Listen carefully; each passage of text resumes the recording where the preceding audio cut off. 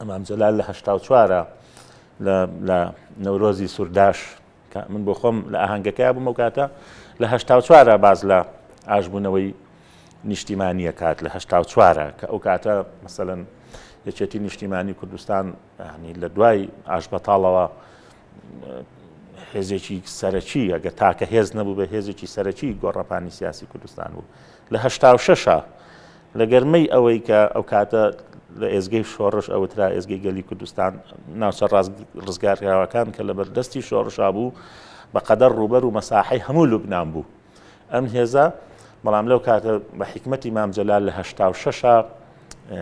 بڕیانی ئاشبوونەوەی نیشتیمانیەدا و ئەو کات تەماشاکەی بروسکەیەک دەرەکات بۆ کاک عەزیز محەممەد وەکو سکرتێری حیزبی شوێعی کاک ئازاد مستەفاس سکرتێری پاسۆک کاک ڕەسوڵ مامەند وەکو سکرتێری سۆشیالیستی ئەو کاتە کاک مەسعود بارزانی سکرتێری پارتی سەرۆکی پارتی دیموکراتی کوردستان هەموو هێزانە و دوای ئەوە ئەو نەتیجەیەش بینیمان کە بەرهەمی ئەوە هەم ئاشبوونەوەی هێنایە ئاراوە و دواتر بەرەی کوردستانی لێکەوتەوە و بەرەی کوردستانیش سەرکردایەتی سەری سیاسی بەرەی کوردستانی هەرچەنە بۆ مێژوو پشتی شێر بەرێکێتی نیشتیمانی کوردستانەکەوێ ڕاپەڕین و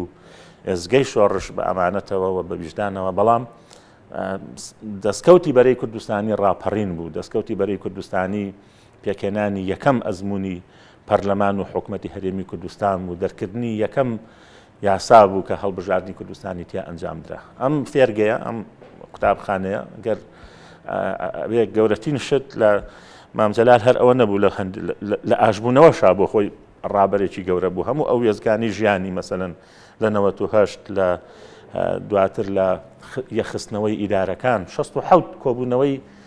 لیژنەی هاوبەشێکێتی و پارتی لە پیرەر لە بینی کۆیە و هەولێر نەیتوانی